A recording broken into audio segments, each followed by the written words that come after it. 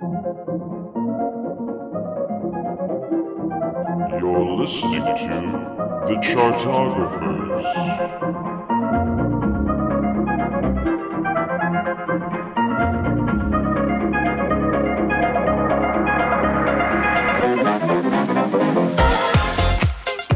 Hello, everybody! You are listening to the Chartographers. It's a music-loving podcast for music-loving people. And guys, we are going to do what we always do. We're going to take an entire artist's discography. We're going to rank it worst to best, forget the rest. But this one, get ready for a tale of gypsy space witches and all sorts of other things. That's right. Guys, we're talking about Fleetwood Mac, the orgy that learned how to play instruments. That is what we're talking about today. It is an adventure. It is just an overwhelming discography, more than any other artist that we've done so far to this point. It is just, we could spend 800 hours talking about all these albums. We are not going to, unless you're a premium Chartographers subscriber, the VIP chart room.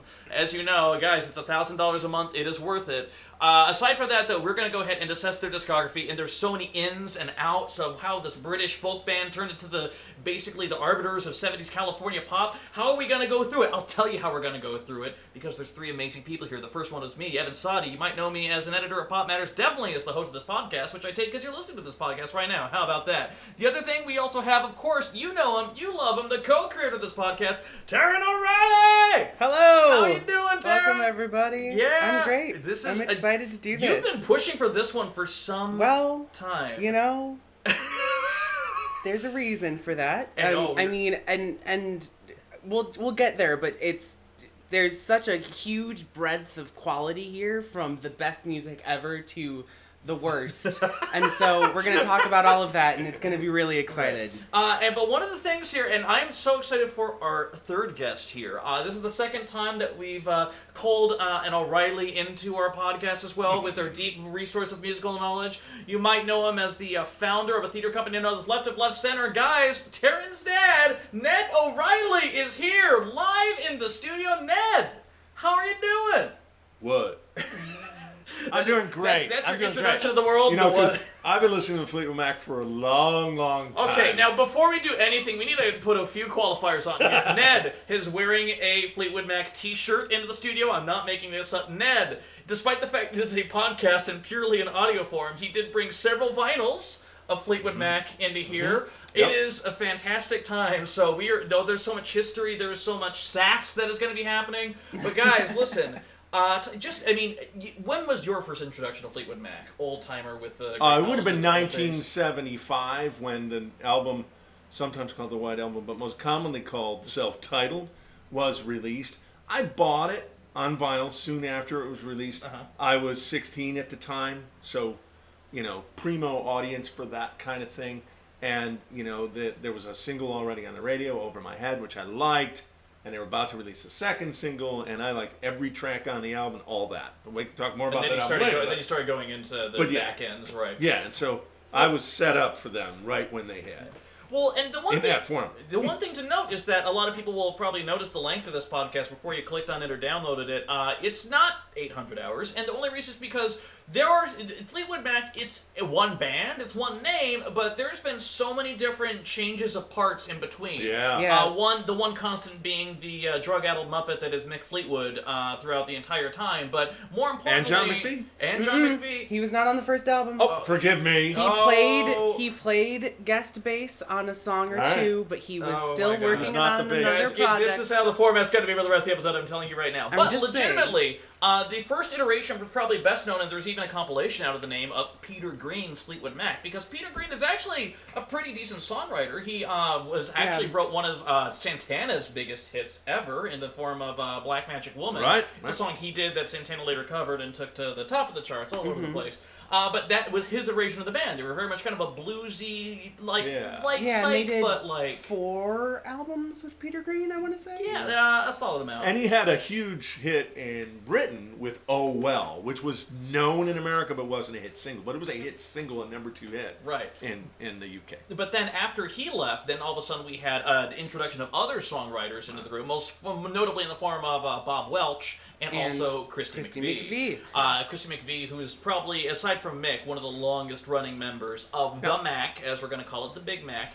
And we're not going to call it that. And then later on, once we hit the early '70s, then all of a sudden came the introduction, of course, of Lindsey Buckingham and Stevie Nicks, a romantically linked singer-songwriter-ish kind of duo that wound up becoming the driving force for the band for almost all the years after. So listen, guys, we're not going to talk about how Albatross ranks in the Fleetwood Mac discography. Nope. It's just not going to happen. We don't have the time. Of course, I have the energy. I have the cufflinks because I'm showing up at the Billboard Shitty Music Awards later. I believe it's hosted by Salento with the special honors, a lifetime tribute award to Soulja Boy Tellum. Anyhow, guys, the big thing here is that we have a lot of albums that we're going to rank it. But the question is, especially when we're thinking about the I mean, first off, we're not doing Peter Green. Sorry, Peter. You can, it's just such a different animal because it really is. It's blues. It's rhythm and blues, and it's like the same chord structures over and over again. And I did listen to a vast majority of the Peter Green era, and it's also kind of psychotic. And yes, why psychotic? He left the band because he had his own drug problem to deal with, and mental issues. I forget. Yeah, what exactly. They had a series of guitarist songwriters during the late '60s, early '70s who left the band due to mental health issues. Yeah. Jeremy Spencer. The common theme. So that being said, now the real question we get to is, especially if we're considering quote unquote more modern era Fleetwood Mac, are we or are we not considering the Bob Welch era? I think not. Okay, I don't know it as well, and I also still consider that a different animal, even though Kristen McVie was writing and singing songs during that time. It's not the same. It's not the same. Bob Welch is, even as a vocalist, is very, I almost want to say demure. Yeah. He's not a strong singer. He's very much a pop rock formalist. He's just very much, and then there's someone who Christy McVie, I would define as a pop rock traditionalist, where Christy McVie doesn't have exciting, daring musical productions. They're very much, kind of placid, or especially early '70s, early diva singer-songwriters type numbers that came out. Well, she's very romantic. Yes, that's actually a very nice point. I mean, you could call her a pop singer, but I think she has a little more to offer than that. And it's weird but because lyrically, she's very romantic. At times, her lyrics are actually just biting and witty and incisive, and at times it is the most generic pablum you've ever heard in your life. And we'll totally get there, but I think that especially when after she found her new beau, Eddie Cantella, and started co-writing with him, she completely lost the plot. He brought out the sappy side in her, which is not what she needed. Because she already had a good amount of sap to go around, to the extent that neither of the other two had to do that at all, and there was still more than enough on each album. And he just made it even worse, and the electric piano synth pads of the 80s and early 90s really just it just makes it so utterly saccharine. All right. Well, you know what? That's good enough for me. So listen, sorry all you Penguin lovers out there. We are not going to be doing the Bob Welch era. That's 5 albums: Future Games, Bear Trees, Penguin, Mystery to Me, and Heroes Are Hard to Find. Heroes Are Hard to Find. Scariest motherfucking album cover of all time. So in that case, that leaves us with 8 albums that we are going to be ranking. We are starting with, of course, the self-titled, the Reintroduction to the World debut from 1975. I think it's a lesser-known album, Rumors from 1977. The experimental follow-up-ish that was 1979's Tusk. It's an album, Mirage in 1982. The very last Lindsey Buckingham effort for a while, 1987's Tango in the Night. The comic of relief that is 1990's Behind the Mask and 1995's Time. And the they're reunited, but Christie's mad at everyone, Say You Will from 2003. Guys, we got 8. I mean, here's the thing. There is so much in here. Yeah. That is a solid amount of albums. We can talk about that. But here's the first thing that we're going to talk about in talking about this group that spans so many genres and styles and dramas. Guys, what is the worst Fleetwood Mac album? Out of those 8? Yeah. Dad, you're the guest. Okay. You're the guest. Yeah. I actually believe it's Behind the Mask. Really? Yes. Okay. Yeah, I actually am going to second that. Oh my God! For those who aren't familiar with the format, if 2 people have one, that's, we get fun, but we're also not assholes. We would be open to arguments and other things there. And this is interesting, and I have no qualms with putting Behind the Mask at the last place, but my question is, why that over time from 1995? Definitely, I would say, upon listening to... Let's give some context before anything else. Tango in the Night was very much Lindsey Buckingham's last effort. Right. And that was also very much his project as well. Like, he threw so much into it. The production is so much more thinner and, like, a little bit more colorful, but, like, almost crispier. Like, he's like, I'm gonna be producer, guys. I'm gonna produce the songs, too. It's like, okay, calm down, dude. Whatever. Then he left, and then they basically kind of had to fill his shoes whether they liked it or not. Stevie was still with the band. Right, But Stevie and Christine.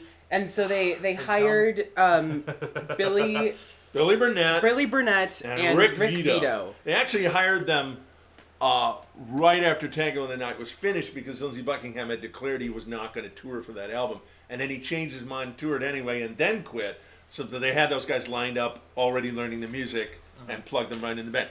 Billy Burnett also had already been part of Kristen McVie's band for her solo record, which just a couple of years before. So they'd already worked together. And had also had a pretty, not completely successful, but had a solo career with a pop hit. as a sort of country artist, so was a known quantity. Well, and so he makes some sense. Yeah, Billy was from a rockabilly heritage. His father was Dorsey Burnett, who had minor hit records in the early 60s, and his brother was Rocky Burnett, who had a pop hit in the late 70s. They both grew up playing guitar like their dad, and they learned a lot of rockabilly and a lot of early rock and roll styles, and leaned towards country some. But here's the other thing I want to point out that I think is so crucial for our discussion as well, is when we're really talking about when any of these albums, the power dynamic of songwriting that takes place between McVie and Buckingham and Nicks. Yes. And the biggest thing about that is that whatever you think about Christy McVie, you need all three. Because as pointed out, I was reading this piece. Before you move on from that, even whatever you think about Lindsey Buckingham and Stevie Nicks, to make a solid album, you need all three. You need them balancing each other and contributing very different because it was pointed styles. out in Say You Will, this amazing piece of criticism I read about it, talking about it's basically the Lindsey Buckingham Stevie Nicks album. Like, it's basically 18 songs, they have 9 apiece. Like, that kind of holy shit. And they talk about how, while it's interesting, and it's like, how is this not two solo albums kind of put together? And they're still Which is Fleetwood totally style. what it feels like. And then you realize why Christy McVie was so important there. She never was the showiest songwriter, but when she brought in her material as well, it's like, guys, I have some really solid stuff. It forced the other band members to kind of pick, like, the best of their material instead of all of their material together. And losing that balance is key. And she also brought heart. Yeah. Which, I mean... Stevie Nicks sometimes brings heart. Lindsey rarely does. Lindsey's music is usually pretty dark, especially when we're getting later into their career. Yeah, so... Oh, and there's a bitterness. Yeah. Right, so when we're talking about Behind the Mask, this was really the first time where we didn't have one of those key players. Right, and so what I hear with Behind the Mask is not one, not two, not three, but 4 songwriters, 2 of which are clearly inferior to the other 2, but the 2 that are usually strong are not bringing their A game to that album. I really think that on the follow-up, Time, even though it didn't succeed commercially, I think that Christine and Stevie wrote better for it. And that's why, part of the reason I give it an edge. I hear what you're saying. Yep. I'm going to surprise everyone and by saying that I think the strongest songs are Time are Billy Burnett. That's Burnett's songs let's talk about Time for a little bit first. Right. Just because it's it's utterly different. It's utterly different from Behind the Mask because Stevie Nicks left the band. Right. Yeah. Right. And so they hired this woman named Becca Bramlett who also had a heritage. Had worked with Fleetwood before in his side project, but she is doing her best Stevie Nicks impression on this album. She's singing in the Stevie Nicks style, but her timbre is so utterly different because she's a soprano that it doesn't fit the sound that they're going for. But even more than that, it's like they were hiring someone to be like, we need to replace Stevie. That's honestly kind of what it felt like because they knew they had this female voiced gap. And it's something that controversy that later came on. We'll talk more about it in the Happy Hour minisode after this. After post the dance, when the group was like, "Why don't we bring in Sheryl Crow since Christie's leaving?" And there was a whole bunch of back and forth with the band about trying to bring in. There was a whole thing. Well, yeah, because you know that she's done backing vocals for them a bunch of times. In fact, she appears on "Say You Will" doing backing vocals on I think 2 songs. Wow. And so that's why my vote for the Time is the worst. Not necessarily because I feel like Behind the Mask, even though it's placid and generic, Time is just... It feels like almost a deliberate pop album. It suffers from the production of the era, and as Ned also pointed out too, These Strange Times, the narrated woes of the world song, is the worst fucking thing they have done. Okay, but see, the thing is, I actually think that Talking to My Heart, not as a Fleetwood Mac song, just a song in general. Yeah. That it's a great song. And there's that. And I also think that while I don't like Becca's lead vocals, she harmonizes with Billy very well. So I think that it was a good choice for them to, after they were fired from the band, go on and do a side project, which I haven't listened to, but I think I'm going to because that's what they did. But then they immediately followed that up with Hollywood, Some Other Kind of Town. Oh, yeah, terrible. Yeah. No, but see, the thing is, and yet for somehow me, better than what Christine offered on the album before. Behind the Mask, for me, Behind the Mask has nothing that I want to listen to. I've listened to the entire album 4 times in the past couple weeks, and it has. I hasn't done it. I can't sing any of these songs for you. They don't differentiate from each other at all. I mean, there's a little bit.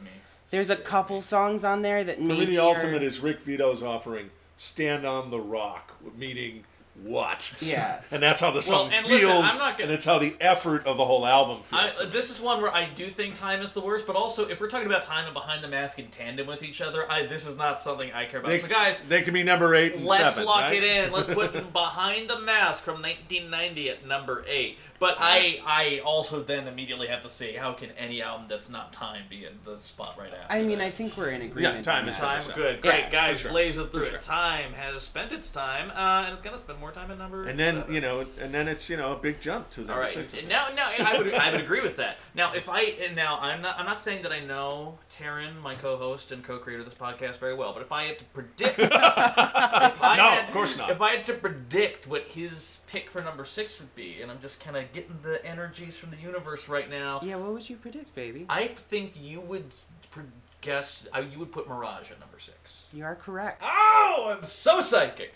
Now, Mirage, it's here's the thing about Mirage. It is very much a light, fluffy bit of an album. So here's the thing about Mirage for me. All right. Is I love Tusk, but Tusk did not sell because they chose the worst possible singles to represent what that album sounded like. And so no one went to buy it. It still sold.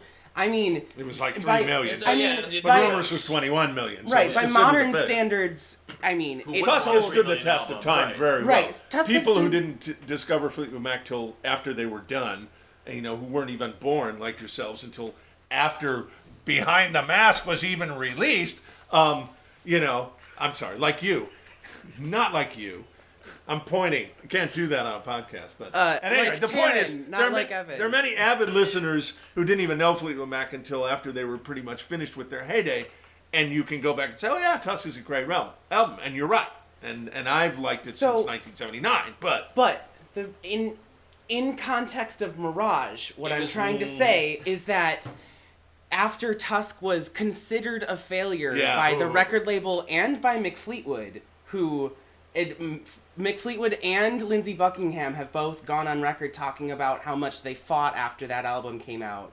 Mick Fleetwood totally blamed Lindsey Buckingham's weird shit for the album not selling, and so did the record label. And so then on Mirage, she was like, fine, fuck you, I'm gonna write 60s doo-wop.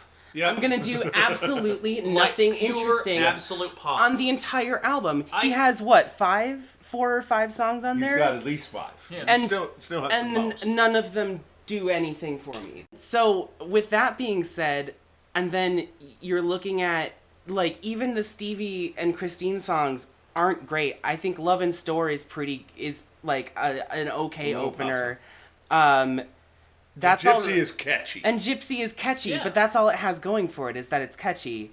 And So for me, Hold Me is the only thing saving And Mirage. Hold Me's a masterpiece, but Hold Me is the only thing saving Mirage from complete mediocrity. And listen, even like when you have something like Empire State, which is, kitschy more than anything else, I would say, there's still something about Mirage. I mean, I understand the context, and again, because it's Fleetwood Mac, a band that is, so much of the headlines about the band helps drive what a lot of people feel about the albums, too. Right. Take it for what it is. Mirage is a fluffy old pop album. Yep. And the thing is, there's nothing wrong with that either. And I agree. I think that Mirage is probably next year, if only because of comparison of what's around it. But I still think I wouldn't call it a great album, but I would call it a good album. But it also, it would have less weight in that argument. Like, it's okay to do a flip. If it hadn't been 3 years since the last one, and it wasn't 5 more before they did another one. Then it just feels like, hey, so it feels like this is what we had for most of the 80s. For That's the most, the best offering they could offer. Yeah.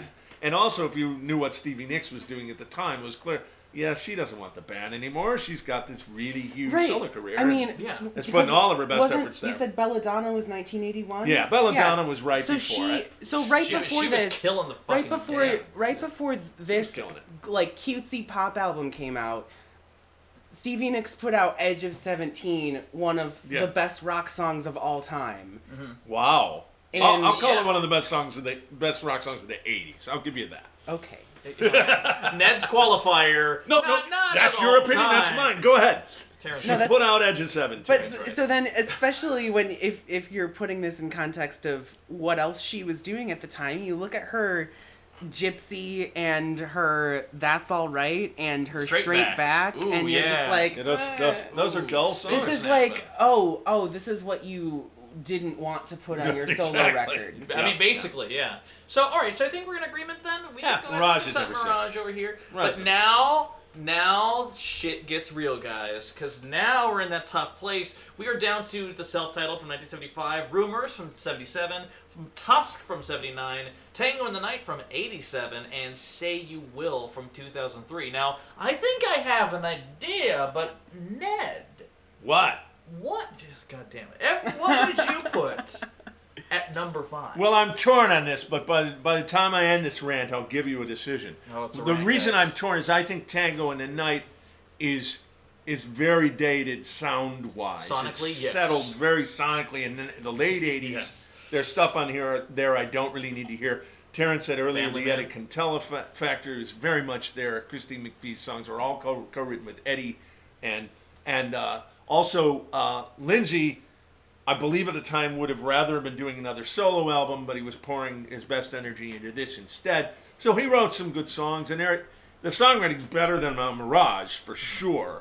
But, I own the record, and I got it out and listened to it the other day for the first time in, 20 years. Yeah. That tells you something about it. It's not a record you're going to keep coming back to again. Not coming back to, but I've heard the hits. Because some of the hits were revised for the dance, and that was fun. Everywhere was better on the dance, and so it was fun to get back to that song. Big Love was so much better on the dance. Yeah, and Big Love, of course, was reinvented for the dance, so that was cool. But Say You Will, while I was really happy to have it in 2003 and 2004 when I listened to it a ton, it was great to have them back and writing together. I also then went 10 years without listening to it at all. I had songs from it on mixes, but 3 songs. And so to me, neither of those albums really has stood up to a lot of repeat listening. Now I feel like I want to listen to them again, but it's been a lot of years without even bothering. So for me, it's kind of a toss-up between 5 and 4, but if I were pressed, I would put Tango in the Night number 5 and Say You Will just ahead of it. Interesting. Okay. Mostly for better writing. What would you say? I think, so Say You Will, I remember listening to in 2003 when it came out and being like, there's the 2 hits and then there's the rest of this album. Now, going back to it, I definitely feel differently. I think that Lindsay and Stevie both have some really fun songs, but it's so bloated. Yeah. It has no one needs 18 tracks. No one. Absolutely. And especially when you consider that the only reason they included a bonus second disc with 2 more songs is because the first disc was totally full already. Right. Yeah. They wanted to do a 20-song album. They should have just done 2 discs with 10 on each. It would have felt better and been more manageable. Right. But that's how they did it. But so, I mean, Say You Will, really fun song. Yeah. Their kids are singing at the end. Mm-hmm. It's cute. I like it. Even something like Murrow turning over in his grave, there's that little bit of just kind of like snap, that Yeah, little bit of like yeah. energy. And I feel like as much as they want to talk about Tusk was wildly experimental, like it's almost like the Fleetwood Mac's version of the White Album almost. Guys, I'm not sure if you know this, but we've all listened to Tusk. It's not. Like, it's definitely a little bit more loosey-goosey than some of the stuff that... time. Even For then, a band as big as them to do that in 1979 was very experimental. But see, you're right, it doesn't sound like that anymore. Right, exactly. And therefore, but then you listen to Say You Will. I feel like this is where Lindsay really is just getting a lot of I mean, his... well, because Lindsay's had, like, what, 4 or 5 solo albums by this point? So he has But the other thing is that his material for Say You Will was supposed to be a solo album like 6 years earlier.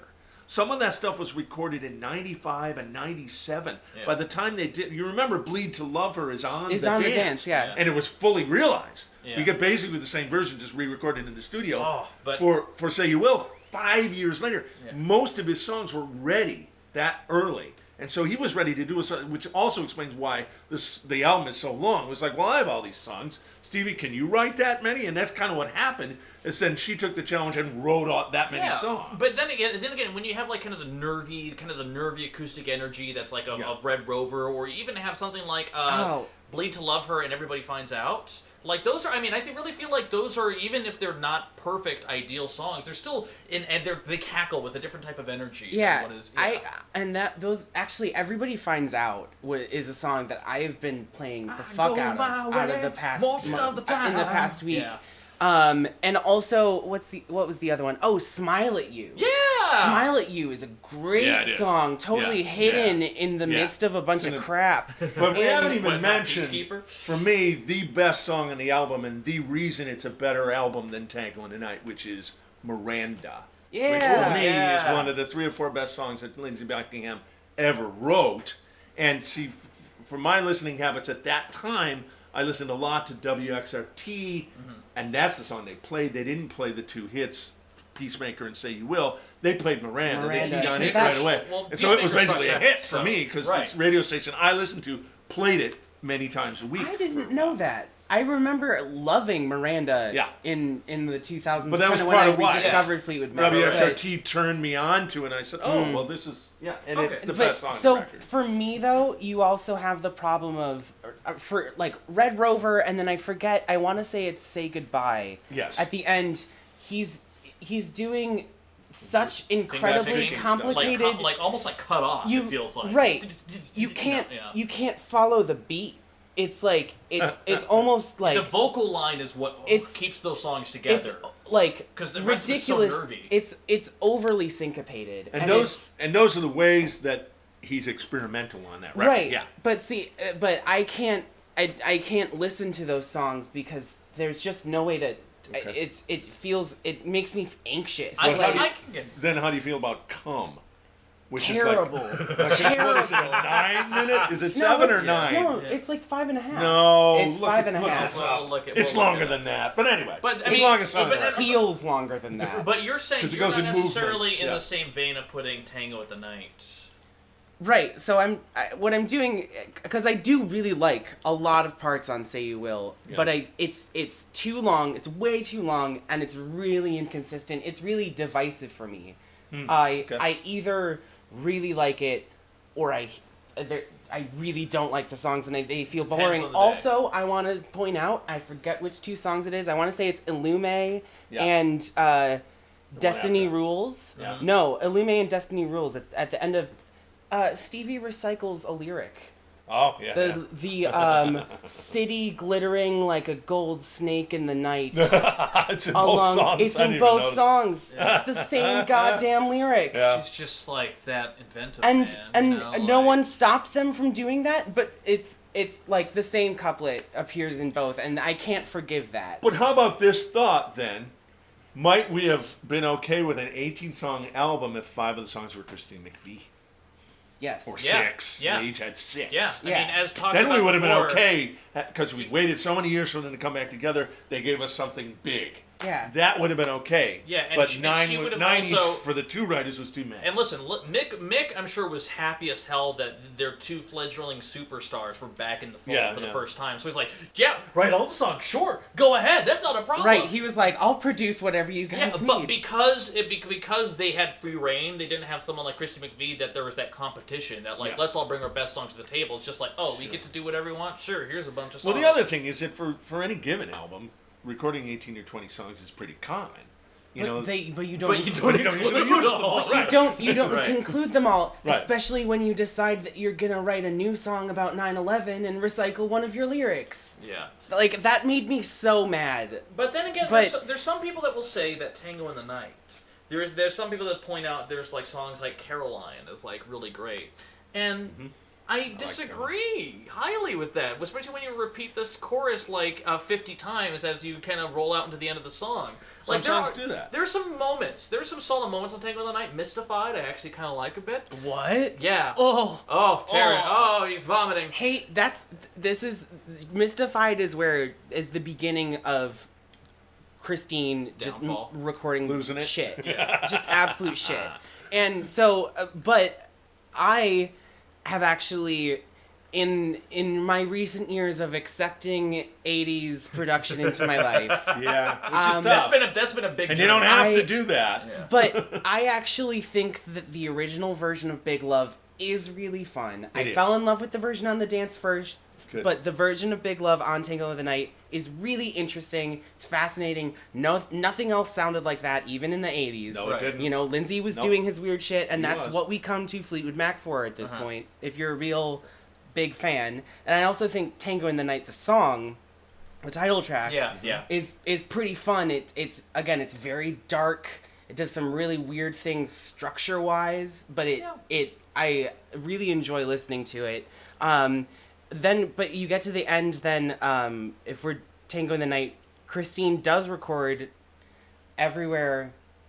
The version on Tango in the Night is not very good. It's like an okay song. Yeah. They really improve it by when they perform it live and they let the harmonies on the chorus move Yeah, it's around. mixed better. Yeah. It's just it's so much better. And I think that Little Lies is a really fun song because I really like how she uses how she sings the beginning of the chorus and then Stevie has a little phrase and then Lindsay has a little phrase and it's like a little bit more harmony. And, yeah. And it feels like they all worked on it together. I also then think that Family Man and You and I Part 2 are sort of like returns to form after the disappointment of Lindsay on Mirage. But Welcome to the Room, Sarah.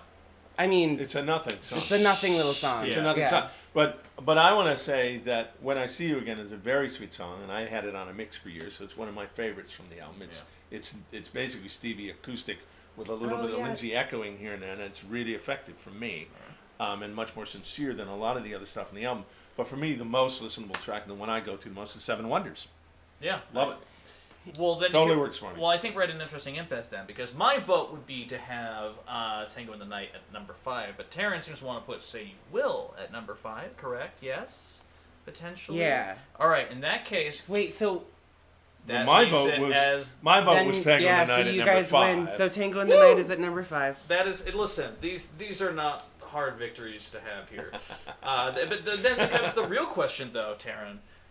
Do we put Say You Will at number 4? Yeah, or... of course we do. Okay. Yes. You're definitely wrong. Yeah. Okay. There's no way it's even Okay. close All right. to the remaining 3 Well, records. speaking of... I mean, we're talking about 3 blocks here. Yeah, exactly. We got the '90s albums that are basically just Yeah. hardly even we're talking Black. about, even though we did. Yeah. We've got the masterpieces from the '70s, and then we've got the stuff in between, and that's how it goes. And Say You Will's a harken back to the stuff in between, really. All right, well, guys, we are down to 3 albums. We are down to the self-titled from 75, Rumors from 77, and Tusk from 79.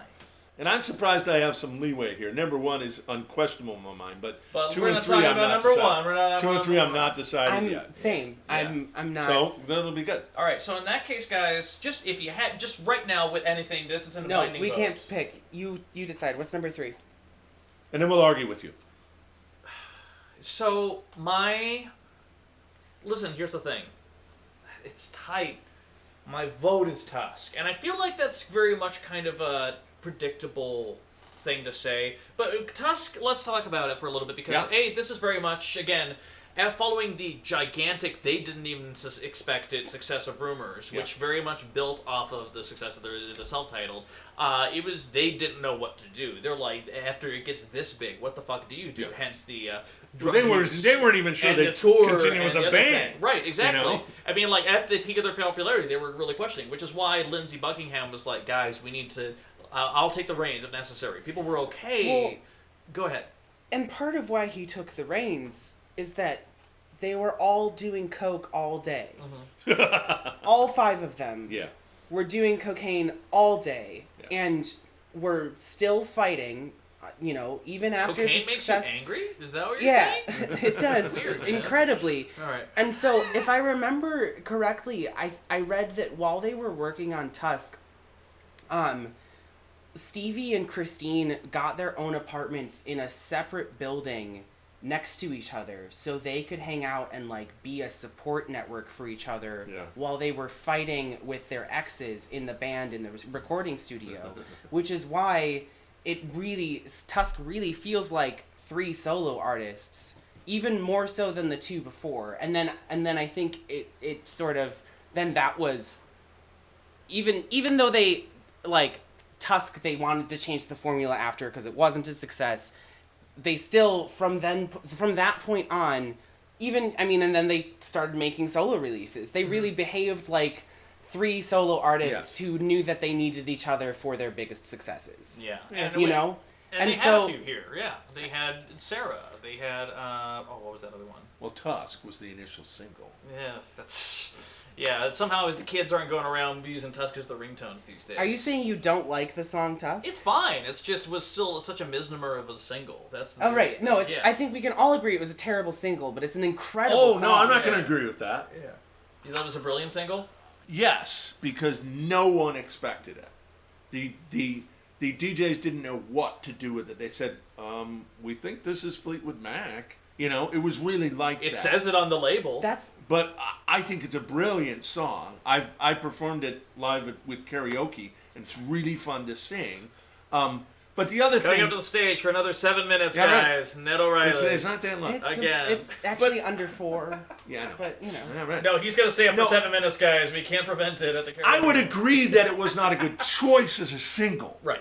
How it performed as a single, it did fine. It was like a number 9, and it still gets played. Yeah, but then we have a mixture of. But there are better songs in the album. There are better choices for singles. And we have some, Nick's does a lot more Gypsy Space Witch things on here. Sisters of the Moon, thank you.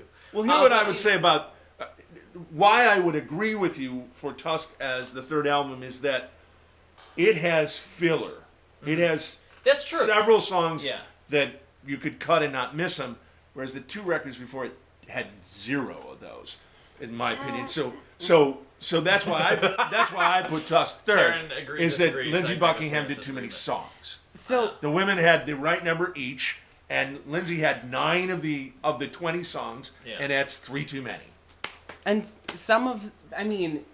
the other weird thing about the Lindsey songs on here is that again he recycles some melodic phrases. He does, absolutely. And a couple lyrics. And he also one of the tracks is 1:40. Like, it was designed to be a reprise, But especially on, side 2 of Tusk is just really weak. Storms is a really fun song. Yeah, Sisters of the Moon is okay. Okay. But it's Stevie's weakest of 5 songs on the whole thing. I like her Angel. I actually really like Angel. Angel's wonderful. Yeah. Angel is Ned's favorite Stevie Nicks song. Oh. Well, actually, it's number 2. It's behind what? I hype it as number 1 because I think it needs that support. But Silver Springs is a better song. Yeah. Okay. Yeah, fair. Cool. There's a slight. But Angel should have been a single. Yeah. It should have been the second single of the album. Here's the other thing too is that I really feel like this is the last time McVie, as a songwriter, she had any actual bites to some of her lyrics because I think that Brown Eyes is the best song. Yes. It's stunning. It's gorgeous. It's the best song Christine McVie has ever recorded. And it's also so well produced. Yeah. And when I was listening to a few of these songs on a mix on my way here today, and reminded that what Lindsey Buckingham did on this record is that he allowed them to be quiet. And interesting. You could argue that there are too many quiet songs, but on the quiet songs, which include several from, You'll Never Make Me Cry, and Never Forget, and Honey High, and the very first one, Over and Over. Over and Over. All of those are slow, romantic songs. Brown Eyes actually moves faster than any of those. But what all of those Christine McVie compositions have in common is that they're romantic like we're used to from her, but they also have a kind of sinister side because he let them be so quiet that they're kind of, like mysterious. And disarming almost. And she didn't try to do any of her boppy happy shit. Yeah. Which I think which I think was really important and why I like this album so much.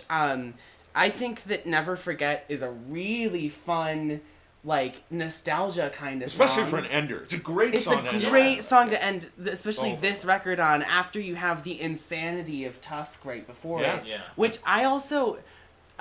I think it's funny that Buckingham gets so much flack for Tusk, because you can clearly hear... He made a great record. You can clearly hear Mick Fleetwood's weird-ass vocal ramblings on it. He's Mick Fleetwood was all for it. He was in the studio rah, rah, rah, rah, rah. And totally savage that's you can tell Mick. that's all Mick. He's messing around. And he's just fucking around, and Lindsay was like, yeah, that's perfect, I'm using that. I also really like I Know I'm Not Wrong. Especially It's the best. Especially they on the CD re-release. I don't think it was on the original LP, but over the chorus, they added Stevie and Christine doing these it's a different mix. It's very weird. I had to go back and listen to both of them when I got a hold of the CD, which I didn't own at the time. I think I got it from the library or something. I said, this song is different. Yeah. And it's mixed different. But it's a total improvement on it, too. Yeah. It's a nice different thing. Although it does also have Honey High by Christine McVie. That is one of the biggest detriments weighing against it. You don't like it? I'm fine with Honey High. I'm fine with Honey High. I'm fine with Honey High, and I'm fine with over and over. And it also seems like you're fine with putting Tusk at number 3. I'm not, actually. Oh! There was a snake in the grass. A gold... Let's hear this. Glorious City. So what's number 3? I'm so excited. Self-titled. Okay. No. But we need to hear this. I want to hear it. I'm really excited to hear it. I'm just, You're right. It doesn't have as much filler as Tusk does. That's a shorter record. Tusk is twice as long. Yeah. I think that on Self-Titled, they were still, and you can see this if you watch live performances from this era. They're totally still getting to know each other. Yeah. They don't have a cohesion as a group. Yeah. And I think that Blue Letter is just... Well, it's a cover. So it's a cover, but it still is third on the album, and so it really helps set the tone, and I think it was just a poor choice. It doesn't fit with what the rest of what they're trying to accomplish is to me. It's very country twang, and it feels like such a fast departure compared to especially I've if never you're had any problem with that song. Yeah, see, but then it also opens with Monday Morning, which was such an incredible song. I love Monday Morning. I also think Warm Ways just again does absolutely nothing for me. I think it's also really important to keep in mind that, especially following Heroes Are Hard to Find, for a lot of people that were just kind of into Fleetwood Mac, this was, so many people, that was the thing, when they heard Rhiannon on the radio, that was the thing that led them to this band, and it just feels like, even though if it's not 100% fully formed, that wasn't the first single, Ned. People get on other singles, you know this. But more importantly, though, I feel like a lot of people, they felt like what was this band? There was this mystery about it. Like, were they from California or England? Or maybe they were from another different musical planet altogether. We common teenage listeners who didn't buy blues records by mediocre English bands, maybe had heard of Fleetwood Mac, but didn't know who they were at all. And so we took this as a debut record. Yeah. It's like Bon Jovi's All My Life, It's My Life or whatever. Yeah. Just reintroducing like them to a new generation. Totally. Just like... No, Taran, I hear what you're saying. I disagree with your take on some of the songs. But I think the album does have a song or two that, Crystal, Sugar Daddy, not a great song. Crystal, I like that they included it because it's a throwback to the Buckingham Nicks record. Not Stevie's best work. But it's the only song ever that Stevie wrote and Lizzie sings. Which to me is important. But for the development of the band, That's a fun factoid, but that doesn't make the song more I interesting. actually read one of those 1,000 albums you have to hear before you die books. I didn't read literally every entry, but most of them. And it was a lot of fun, like the Decemberists, the Crane Life was in there, and Rufus Wainwright's Want To was in there. Oh, weird. That's really weird. So, no, Want One. I think it was Want One. Oh, yeah, but so that makes a lot more sense. But not Poses, which I think is a better record. Yeah. But whatever. But there were nice arguments, and there were people who were not in there at all. Artists that I think are important. There's not a Billy Joel record in the 1,000 records you need to hear. What the fuck? I don't get that. That's just a mistake. But anyway, curtain for guys. Fleetwood Mac, this particular pussies critic on Nylon said Curtain. that the Essential record was self-titled. He said because it changed the whole sound of the band and changed, the way the way pop music could be written and marketed and blah blah blah. But it's like, but Rumors does everything that record does better. So how is this a more important record? And see, it's also one of those things where, I would say that since we're talking a little bit about Rumors now, is that Rumors has Rumors is not a flawless album. Yes, it is. Okay. But we'll get to that. Yeah, I would say Rumors is not a flawless album, but it has so many masterpieces on it. But then there's a stretch of 5 or 6 songs in a row that are some of the most definitive of the era and of the genre. Yeah. But then again, I also keep coming back to it. I hate to be so horribly pop centric, but goddamn if they as a group never put out a song better than Landslide. Interesting. You Yeah. think Landslide is Yeah. the best Fleetwood Mac song? Yeah. I love Landslide. Yeah. And One I time can in name high 20 school, songs that are better. One time in high school, I couldn't fall asleep, so I just sang Landslide to my parents from my bedroom. They were across the hall in their bedroom. I remember that. I love great. Landslide. What a good Yeah, son you were. it was so. Guys, families It's so are funny healing that you together. say that because I finished and you were like, "Thanks, Taran. Can we go to sleep now?" We're learning so much, But guys. World Turning though. Before we get into Essential rumors, because I have so much to say about I rumors. I know, baby. Before we get into rumors, World Turning definitely is essential listening. It's I think the only co-write between Buckingham and Christine. On that record, yes, for yeah. sure. But it's and it's when they discovered that their voices work so well together because they really do have very similar tones, and so then they used that later on Hold Me, and they used that on Go Your Own Way, and they used it on Don't Stop, Yep. and I think that was a really important moment for some of the most interesting things that they would be doing later in their career. Also, Chris McVie writing about daddies again. Yes, he does that. So, right. But the initial you said that thing about Rihanna a few minutes ago. The initial single was Over My Head, and it caught people. It got people to start going to the album. And then Rihanna made doubly sure. But Over My Head was real important. It made them a viable pop act. It was a top, I think nationally it only hit top 20, but in the Chicago market that I grew up in, it was a top 10 But at the single. same time, you got to keep in mind, post-1969, especially with the Woodstock countdown, not a lot of psychedelic rock bands were really doing anything at the time, and there were people kind of looking for kind of that almost vaguely mystical, what hit in the 70s. uplift. People went to number one with ballads all the time in the 70s with songs. Over My Head didn't go to number one, but songs by James Taylor and Joni Mitchell and John Denver and Anne Murray. These were soft rock singles where the primary thing was you got to hear the words. And yes, there was a guitar solo maybe, and there was a band playing it, but you got to hear the words, and that's what mattered most to us as listeners at the time. So Over My Head was just okay, you're doing that, and you're turning us on. I mean, Over My Head wasn't turning us on psychedelically. It was turning us on in a sultry manner, in a very subtly sexual manner that that didn't say you have to be an adult or you have to do drugs or you have to be in a rock band. This was a song that we really wanted to hear. Right. And Rhiannon was also a great song for the time. Second single. I do also, of course, really fucking love Rhiannon. And in doing research for this cast, I realized that truly anytime, especially early on, anytime they fade out at the end of the song, I mean, because they're a blues jam band at heart, that meant that they were going to play it for 3 more minutes live.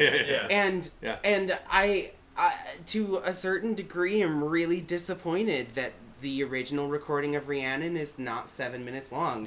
Because she does some incredible things in that outro. She reinvented it for the live album. I mean, before that, but it's even in the outro, she's doing stuff that, wait, there's more. Why are we losing this song? Yeah, exactly. I agree. And the radio version was even shorter. Yeah. The lyric sheet ended with the 2 lines, dreams unwind, love's a state of mind. And you don't even hear it on the pop radio version. They fade it before that even comes on. Yeah. And in the live version, that's halfway through the song. Yeah. There's a lot more. But the thing is, we're talking about all of this, and the thing I think we're kind of dancing around the fact is that we're kind of forgetting what Nyx did exactly. Because we talk about Nyx as an unknown quantity, as an unknown agent at the time. For her to explode the way that she did, so brutally and forcefully, as much as we can still talk about Over My Head, as much as we can still talk about the contributions to the other band, Stevie Nicks was where the mystery was. And for a lot of people at the time, they're just like, no doubt. What? And Landslide was the rare song that got a lot of attention, even at that time, without being a single. Right. And it wasn't just when the Dixie Chicks covered it, 12 years later. Yeah, really, the song really didn't take off till the Dixie Chicks covered it in the 90s, guys. I hope Stevie made a lot of money off of that. Stevie's, I have a theory. Stevie's okay on the money front. I think she's okay. If she hasn't blown it all. And I don't know. Well, wait. What show that interview that you found of Stevie? Oh my gosh. Just quick side note. But Stevie Nicks did an interview on the Oprah Network about how terrible cocaine is. Yes. And she sounds like the dumbest person you've ever heard. Like, her California is truly coming out. Even though she's not from California originally, right? Isn't she from, like, Arizona or some shit? Yeah, I think so. But still, it's like, oh, wow. Like, I think the best line is, because when you're buying it, then you're buying it. And if you're buying it, then you're doing it. So we were doing it. That's great. Which is amazing. No, I mean, we were just spending so much money on cocaine. $1 gazillion. I've heard her talk, even in live concerts, but also in interviews and on some of the, behind the music type things. And I watched this thing with them recording in the studio and stuff. And she doesn't sound very smart. Yeah. And in that way, it's amazing that she can do lyrically what she most often does. So, but that's, I do just want to make a point about the Stevie Nicks lyrics. Can you name a Stevie Nicks song for me where you know what she's talking about the entire time? The entire time, there's not one lyric where you're like, what the fuck does that mean? Well, maybe Seven Wonders, which she didn't write. But no, she mixes metaphors, for sure, and mixes verb tenses, and she goes back and forth between person. Yeah. So at the beginning of the song, she's singing I, and we're thinking it's her telling us a story. And then it becomes you, and then it becomes she, and it's like, wait, who are we talking? So You're what right. is it's this hard song to follow about? Yeah. But David Byrne will argue, no less of an expert than David Byrne of Talking Heads, who is considered by many to be one of the intellectuals' most elite songwriters. That's true. Says it's just a bunch of lyrics. It can mean whatever you want it to mean. Don't ask me what a whole song means. I can't tell you that. Which is why Christy McVie, little known fact, co-wrote "Turned Down for What," and not a lot of people know that. And I think it's a really important. Stop lying to our listeners. That's well, not nice. guys, we've been way off track. Let's get to the That's point right. here. Let's go back to the rankings. Number 3. Okay, Tusk. Tusk? Okay. Because at this point we run into the real question, and I don't think it's much of a question, and I hate to be so by the book, but we're talking about Fleetwood Mac, how could it not be? How is any album that is not Rumors number 1? Well, I don't think that was ever a question. I think we were all... It was never a question for me. All right. Yeah. So what is it about Rumors? So Tusk is number 3, and Fleetwood Mac is number 2, and Rumors is number 1. Before we move on to Rumors, does anyone have anything else to say about Fleetwood Mac? Yeah, I think it's a stronger album than you find it. I think the weakest track, for example, is Sugar Daddy, because I like Warm Ways and I like Blue Letter. But, you know, like I said, I heard them in 1975, and they meant something to me very different from what they might mean to someone who doesn't discover the record till, you know, much later. Yeah. Little known fact, Ned O'Reilly actually had his first ever kiss to World Turning. It was at a carnival. It was a really weird carnival that had an AM station, but I don't know how. I'm thinking about whether that's true, Evan. So, but let's talk about rumors. No, I'd agree though. Sugar daddies. It's like it's like my third least favorite. But also O Daddy. I mean, O Daddy off Rumors. I don't. Yeah. Crap. I'm gonna address that. Yeah. As a daddy, he's going to tell us I understand why they included it. It is the only song on the record about Mick Fleetwood, which I'm sure he appreciated. Why do you think it's about Mick Fleetwood? Because Christine McVie has said as much. I didn't know. It's about Mick Fleetwood because she felt so bad that the other 4 band members were all fighting all the time, and he was trying to serve as arbitrator. And so she was singing about how That's because he was already dumped by his wife 3 years earlier, so he was over that. I thought wasn't it Steve that later ran to Mick? Guys, we're going to have a Venn diagram on our Facebook page showing who slept with who. Yeah, in 1980, Mick and Stevie had an affair for a while. I don't know why.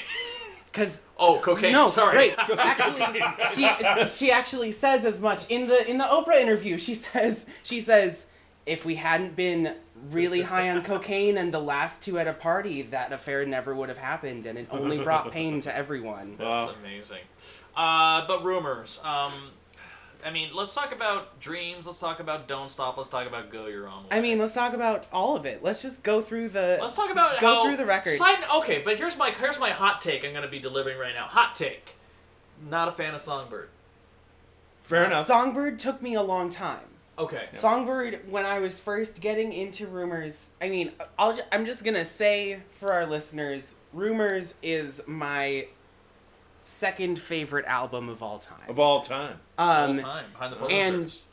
And so everything besides Songbird and Oh Daddy are what got it there. And Songbird for me, I had to kind of come back to as a better fan of the band as a whole after. Sure. I had experienced the rest of their discography. I really understood Songbird a lot more. Also, I'm not gonna lie, I really liked Santana on Glee, and when she did a cover of it, it was really pretty, and that didn't hurt. That could do it. But I would say, at this point, now that I'm totally on board with Songbird. Rumors would be a perfect album if they had replaced Oh Daddy with Silver Springs. Ooh. It would be flawless. Yeah. There's absolutely no good reason. They could have just done a 12-song record. There's no good reason that Silver Springs wasn't on the album. Yeah. And I don't know why it wasn't. I just know that it wasn't, and they put it on the B-side of the first single, which was Go Your Own Way, and that's all you get it for a long time. And it became a big bone of contention between Stevie Nicks and Mick Fleetwood 10 years after the episode you just mentioned. Right. And listen, although we're shitting on some of the McVie songs here, let's also talk about she did You Make Loving Fun. What a brilliant little song. It's a brilliant song. It's so great. I know. And what I like about it is it defies standard pop song structure, because you get a verse, and then what you think is the chorus, and then you get a guitar solo, and another chorus. You never get another verse, and to me, so that's how it was produced so well. It's just a beautiful arrangement. Sometimes, again, as we talked about, can sometimes be a little bit of a tricky songwriter. I think that, I mean, she joined Fleetwood Mac because she was in her own blues band, and they played a blues show together, and so her roots are in blues. So I think, well, as much as you say that she is a pop traditionalist, her roots are still in blues. So she's gonna throw a curveball when you got the structure, with as far as structure is concerned, or sometimes she'll throw in a weird chord, and it's what makes her songs, especially in this early era, early era, it elevates them. But also, and the other thing I want to point out, Lindsey Buckingham as a vocalist. because on the chain, once he starts doing that guttural roar that kind of comes out of it, that's chorus. what it's like, you don't have now, you know, when he starts doing that, and it's just like, there's a tangibility to that wasn't always apparent on the song. I believe that the best singing of his career is almost all on that record. You're right. He sings Go Your Own Way perfectly. Yeah. He sings Never Going Back Again beautifully. He sings Second Act News beautifully. You know, and his harmonies are fabulous. I think the most overlooked song on the record, and I don't know why it wasn't a pop single, is I Don't Want to Know? I Don't Want to Know. Yeah. I mean, for any other band, that's your hit. That's your only hit off the record. And what I argue about this album is that there are a number of songs, you know, take Bruce Springsteen's Born to Run or Journey's, you know, the big one. The Don't Stop Believin'. Yeah. Those songs, like, barely dented the top 25 as singles. They were not huge hits. But if you listen to the radio now, you think they were number ones because they get played so much. Billy Joel's Piano Man is another one. And that's these are iconic songs. Rumors has 9 or 10 of those. Mm-hmm. Yeah. Because they had officially 4 hit singles. Yeah. But they could have released more, and in a different era they would have. Like Taylor Swift, they would have just released everything, and it all would have sold. Because also at the time, a big radio format was called album-oriented rock, and there were bands that didn't put out singles but still sold and had number one albums because their songs were played, individual songs, as though they were singles, were played on album-oriented rock. Yeah. And the power Fleetwood of the DJ Mac managed to conquer both. They had 4 big pop hits, and they had 3 or 4 more songs, including Silver Springs, that were hits on the album-oriented rock stations. Yeah. And then later, more of them became hits. Yeah. As the years went by. Yeah. I think I don't know that has ever been a better collection of pop songs found in the same place. And I also think that, I Don't Want to Know is just brilliant. It's one of the best not like times. anything Stevie Nicks did. Right. Otherwise. That's oh God, she did write it. Yeah. I always thought It's I her always thought it was song. a Lindsay song. No, it's her song. They sing it together. But then, Right, but then they sing the also, whole thing in harmony. Man, her lyrics on Gold Dust Woman, though, you're going to take that silver spoon and dig your grave. That was about the just coke use, I think. I know, but I love that. Like, I think there's, like, you could dive into that. There's just, like, so much more into that. But, okay, guys, listen. I think it's fair to say we've called it. Let's take a look at what we've said. Guys, the top 8 albums that you need to worry about for the peak era Fleetwood Mac. Number 8, Behind the Mask. Number 7, Time. Number 6, Mirage. Number 5, Tango in the Night. Number 4, Say You Will. Number 3, Tusk. Number 2, Fleetwood Mac, self-titled. And number 1, Rumors. All right, guys, listen.